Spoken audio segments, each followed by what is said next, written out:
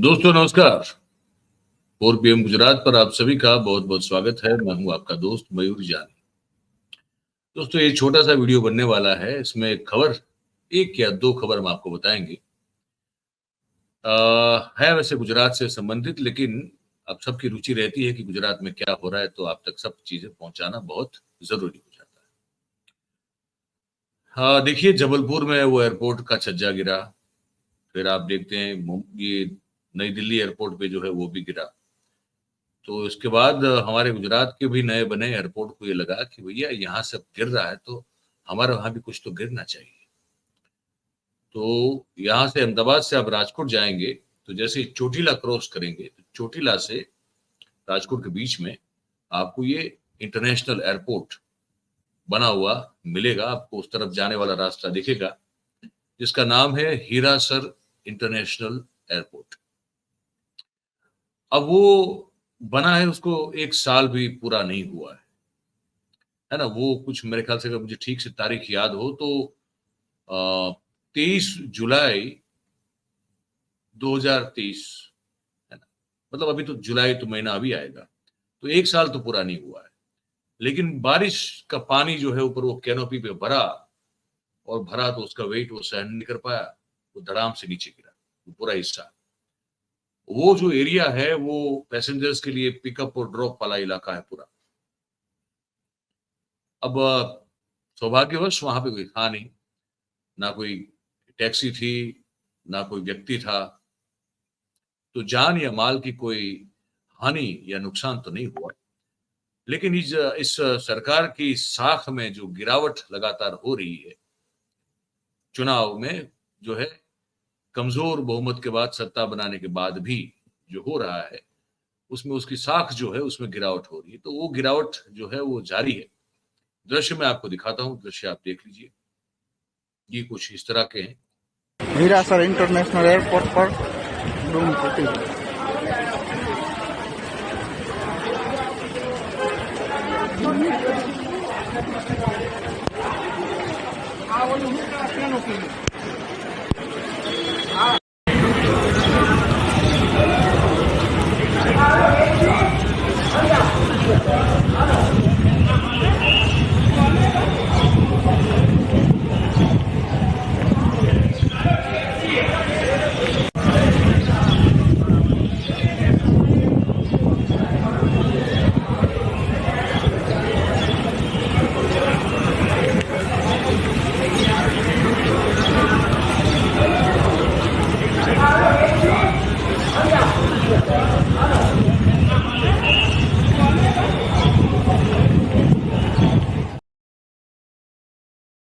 तो ये वो इंटरनेशनल एयरपोर्ट है, वहां जो उसको डोम कहें या कैनोपी कहें या जो कहें छज्जा कहें, वो गिरा।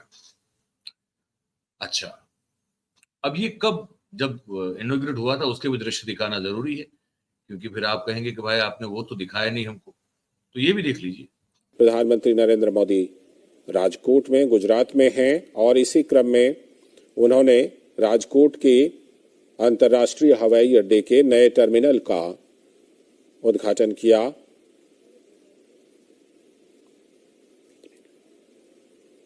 प्रधानमंत्री नरेंद्र मोदी चहलकदमी करके अवलोकन करते।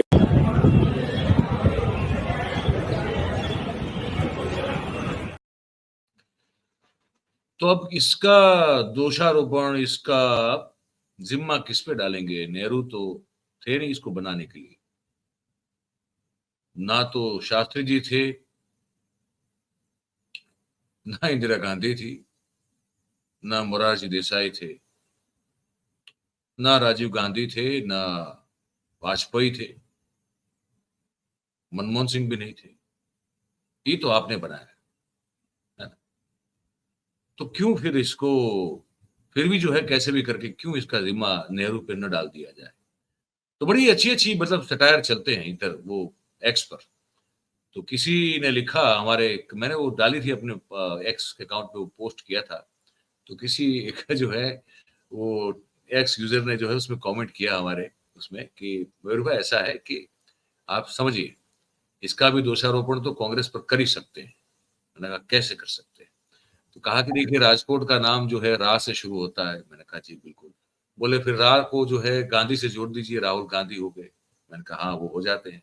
बोले बस हो गया, फिर वो राजकोट का नाम जो है इसलिए राहुल गांधी से जोड़ दीजिए। बोले तुक्का ही लगाना है ना, लॉजिक तो कहाँ चाहिए इसमें। ये भारतीय जनता पार्टी के पास रैशनैलिटी है कहाँ पे, लॉजिक कहाँ पे है।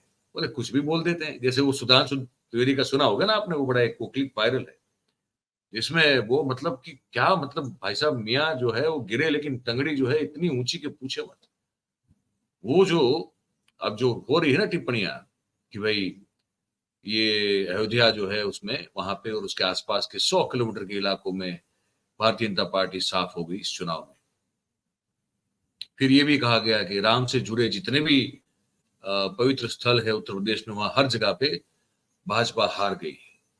अब इस पर जो है वो भी देखिए, मतलब ये ऐसे लोग हैं, इनके साथ आप तर्क से बात ही नहीं कर सकते, इनके साथ तो कुतर्क ही करना पड़ेगा।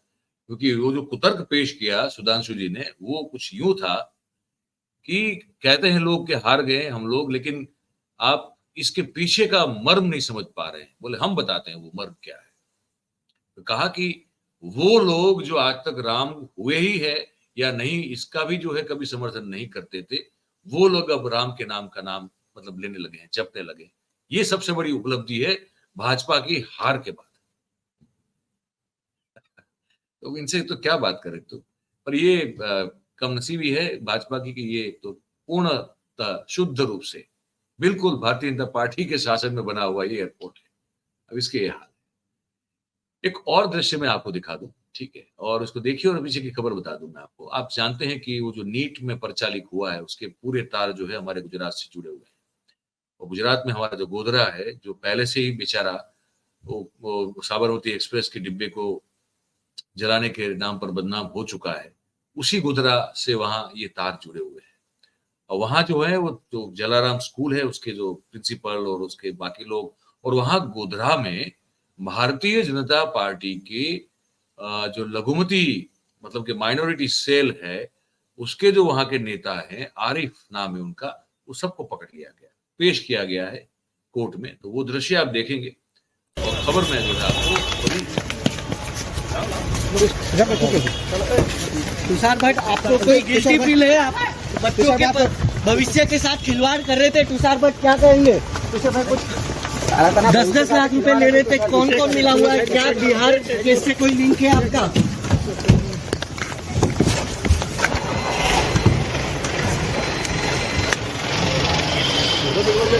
भाई सही कह रहा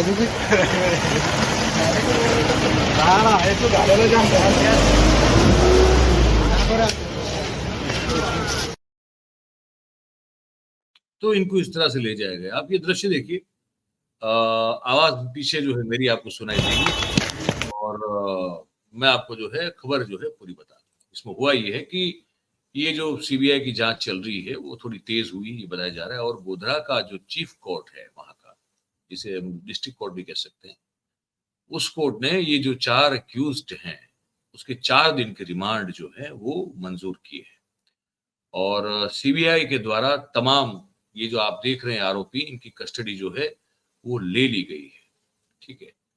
तो इसमें अब 4 दिन के रिमांड में तो पता नहीं हमको क्या मिलेगा, आपको क्या नहीं मिलेगा, लेकिन ये तुषार भट्ट हैं जो आपको दृश्य में दिख रहा है, फिर एक विभोर आनंद करके हैं, एक और पुरुषोत्तम शर्मा है, एक आरिफ वोरा जो मैंने कहा कि भाजपा का नेता है जिसके पास से करोड़ों रुपए मिले हैं। तो वो भी जो है ये चारों में ये सब लोग शामिल हैं और अब इनकी पूछताछ की जाएगी। और इस स्कूल जो जय जयराम स्कूल का प्रिंसिपल है उसने नीट की परीक्षा जो है वो कंडक्ट करवाई थी, ठीक है। और उसी ने पूरा मतलब ये जो पूरा एक देशव्यापी पूरा एक जाल बुना गया है ना वो भ्रष्टाचार का, करप्शन का, इस पूरी परीक्षा को लेकर। इसमें ये जो कुछ बहुत सारे लोग जो है वो मुख्य भूमिका में है, उसमें से एक ये भी है ऐसा बताया जा रहा है, ठीक है। और फिर जो सबने मिलजुल के जो एक कांड किया है वो सब चीजें जो है वो हमारे सामने बिल्कुल वैसी की वैसी है जो हमने आपके सामने रख दी, ठीक है। तो ये एक था। दूसरी एक बात आपको कार्यक्रम हम समाप्त करें उससे पहले हमको आपको बताएं, ठीक है, वो ये है कि अब वो जो एयरपोर्ट है, जो राजकोट का, वो डोम टूट गया, अब उसको जितना हो सके उतना जल्दी रिपेयरिंग का काम भी शुरू हो गया है। तो रिपेयरिंग का काम जो है वो भी आप देख लें, ये रिपेयरिंग का काम हो रहा है वहाँ पे, ठीक है। और तुरंत जो है सीधा आप देखिए वो मनुष्य जो है वहाँ पे वो चढ़ा उसके ऊपर, और फिर जो है वो, अब बेचारा, हमको तो ये सब देखा तो हमको ये चिंता ये हुई कि ये कहीं ये खुद न गिर जाए, क्योंकि ये पूरा इतना तकलादी दिख रहा है, बिल्कुल खोखला दिख रहा है कि पता नहीं ये अगर अकेले आदमी का भी भार सहन कर पाएगा नहीं पर कर पाएगा। वो एक सवाल, जब ये दृश्य हमने देखा तो हमारे मन में शंका भी हुई और चिंता भी हुई। तो बाकी भी देखिए एक और सज्जन चढ़े हुए हैं ऊपर। अब बड़ी विचित्र बात ये भी है कि ये इतनी ऊंचाई पे है और सुरक्षा के कोई भी साधन, सेफ्टी कोई इनके पास नहीं है। अगर यहाँ से फिसल गए या तो गिरे या तो वो टूट गया और सीधे नीचे गिरे धड़ाम से, तो भाई इनकी जान का जिम्मा किसका होगा। तो आज भी जो है ये हमारे यहाँ इसी तरह से लापरवाही से, बेदरकारी से ये सब चीजें की भी जाती हैं और ये सब चीजें जो है वो करवाई भी जाती है। और इसलिए जब ये महापुरुष, अवतारी पुरुष जब ये कहते हैं कि विकसित भारत और ये कर दिया और वो कर दिया, तो हमको बड़ी हंसी आती है, ठिठोली करने का मन होता है और साथ में मन में दुख भी होता है। वो इसलिए क्योंकि बाहर जिसको विकसित देश कहते हैं, डेवलप्ड कंट्री कहते हैं, वहां पे ये अगर इस तरह का कुछ काम होता तो वहां पूरी सुरक्षा के उपकरणों के साथ आपको आदमी जो है वो रिपेयरिंग करता हुआ देखने को मिलता। ये ऐसे ही नहीं कि मामा का घर है चले गए छत पे घूमने के लिए, ऐसे नहीं होता है। लेकिन बेदरकारी, लापरवाही हर चीज में जो है वो हम पर छाई हुई है, और उसी तरह छाई हुई है अभी भी बहुत सारे लोगों पर वो भक्ति के अफीम का नशा, जिससे वो सच अभी भी देख नहीं पा रहे। लेकिन हम कोशिश करते रहेंगे, अब आपको सच दिखाते रहेंगे। कभी ना कभी तो हमारी बात जिन तक नहीं पहुंची वो पहुंच जाएगी, और जिन तक पहुंच गई वो तो बल्ले बल्ले है ही।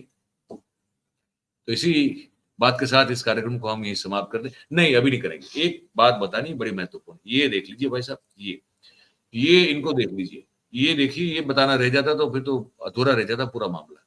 इनको जानते हैं आप? इनको जरा गौर से देखिए भाई साहब को, देखिए वो कितने मतलब के ठाठ से खड़े हैं, एक तरह से चेहरे पे मुस्कान भी है इनके, है ना। इनको कोई रंज गम नहीं है, ऐसा कुछ भी नहीं है कि भाई हमको पुलिस ने पकड़ा हुआ है, हम अरेस्टेड हैं। अब देखिए कैसे कोहनी जो है ऐसे लगा के आराम से खड़े हैं, मतलब एक तरह से सीना चौड़ा करके खड़े हैं ये भाई साहब। अच्छा, पता है ये भाई साहब कौन है? ये भाई साहब जो है, ये वो भाई साहब हैं जो एजेंट हैं। किसके एजेंट हैं? ये रेलवे टिकट बुक करने के लिए जो एजेंट नहीं होते हैं, वो वाले एजेंट है। और इनकी आप देखिए ताकत और हिम्मत, और इनकी जो है मतलब काबिलियत देखिए भाई, कि इन्होंने जो है हमारे सूरत में जो इंडियन रेलवे की जो वेबसाइट होती है उसको हैक कर दिया। हैक करने के बाद खुद ही जो है अपने हिसाब से उन्होंने कुछ अलग अलग तरह के सॉफ्टवेयर जो है वो बनाए, कुछ 6 तरह के अलग अलग लैपटॉप वो इस्तेमाल करते थे, और ये इंडियन रेलवे की टिकट बुकिंग के 973 आईडी और पासवर्ड इनके पास थे भाई साहब। और इन्होंने जो है तत्काल ई टिकट बनाना शुरू कर दिया। ने कहा कि कहाँ बेचारी रेलवे को ये सब जो है वो तकलीफ दें, इससे तो अच्छा है कि हम खुद ही बना लें। तो ये जो है ये लगे बनाने अपने हिसाब से रेलवे की टिकटें, तत्काल की टिकटें। तो उनके पास जो सॉफ्टवेयर वगैरह सब थे, और जो 973 रेलवे के बुकिंग वाले ये पासवर्ड और ये आईडी थे, तो किसकी जरूरत पड़ती फिर? दवा दब इन्होंने जो है मतलब जैसे वो टिकटें जो है बेचना शुरू किया। आपको पता है 4.5 करोड़ रुपए का टिकट बेच डाला, 4.5 करोड़ रुपए का चूना लगा दिया इंडियन रेलवे को। तो ये खबर अगर नहीं बताते तो चूक जाते। इस पर जो है पुलिस अफसर साहब हैं, उन्होंने कुछ कहा है, वो भी सुन लेते हैं। IRCTC की वेबसाइट है, उसके सिस्टम को बाईपास करके और तत्काल आरक्षण की जो टिकट होती हैं उनको उसको बाईपास करके टिकट बुक करता है, और कुछ टिकट का स्लॉट है वो ब्लॉक करके रख लेता है, जिससे आम जन जो टिकट बुक करता है उनको टिकट अवेलेबल नहीं हो पाती हैं। तो जब स्थल पे चीज़ों को चेक किया गया तो इसके लैपटॉप में एक साथ 5 लैपटॉप इसने रखे हुए थे। उन लैपटॉप में गदर और नेक्सस नाम के सॉफ्टवेयर ये यूज़ कर रहा था। तो ये सारी प्रोसेस बाईपास हो जाती है और 20 से 30 सेकंड के अंदर एक टिकट जो है वो बुक हो जाती थी। इसका पर्पज़ इससे ज़्यादा पैसा लेना था। टिकट का जो अमाउंट है उससे 200 रुपये से लेके 600 रुपये तक ये लोग ज़्यादा चार्ज करते थे, अलग अलग टिकट की वैल्यू के हिसाब से। तो सुन लिया आपने, अफसर साहब ने जो कहा वो भी सुन लिया। मजे हैं यार, मतलब कुछ भी करो, मतलब कौन मेहनत करेगा, कौन पढ़ेगा, कौन लिखेगा, कौन जो है वो सीधे रास्ते चल के जो है ईमानदारी से पैसा कमाएगा। ये सब करने की अब किसको जरूरत महसूस होती है? यही है सब, नकली सरकारी कचहरी खोल दो, रेलवे के जो है आईडी पासवर्ड हैक कर लो, करो, नकली नोटें छाप दो, पान कार्ड आधार कार्ड छाप दो, सारा ड्राइविंग लाइसेंस तक छाप दो, जो भी है छाप दो, कर लो, लेकिन बस पैसा कमाओ। मेहनत करके अपनी ईमानदारी से जो है वो कमाना जो है धीरे धीरे वो अब वो ओल्ड फैशन हो गया भाई। अब ये फैशन जो है नई जो है वो ये है, इन थिंग जिसको कहते हैं कि चोरी करो, चकारी करो, लूट करो, फ्रॉड करो, डाका डालो, धोखा दो, कुछ भी करो, लेकिन पैसा बनाओ और दुनिया की ऐसी की तैसी। अब ये सब कहां से आती है ये सोच? तो कहा जाता है कि जैसे राजा होते हैं, ये तो पुरानी बात है, अब तो राजतंत्र तो है नहीं, लेकिन जब पहले राजतंत्र हुआ करता था तो तब कहा जाता है कि जैसा राजा होता है वैसी प्रजा होती है। अब ये लोकतंत्र है, पर फिर भी जो लोग अपने ऊपर जो मतलब बैठे होते हैं सत्ता पे, उन्हीं को देखते हैं, तो वो नियम वहां भी लागू होता है। हमको तो ये लगता है, अब आपको क्या लगता है ये लिख के हमको जरूर से बताइए कमेंट बॉक्स में।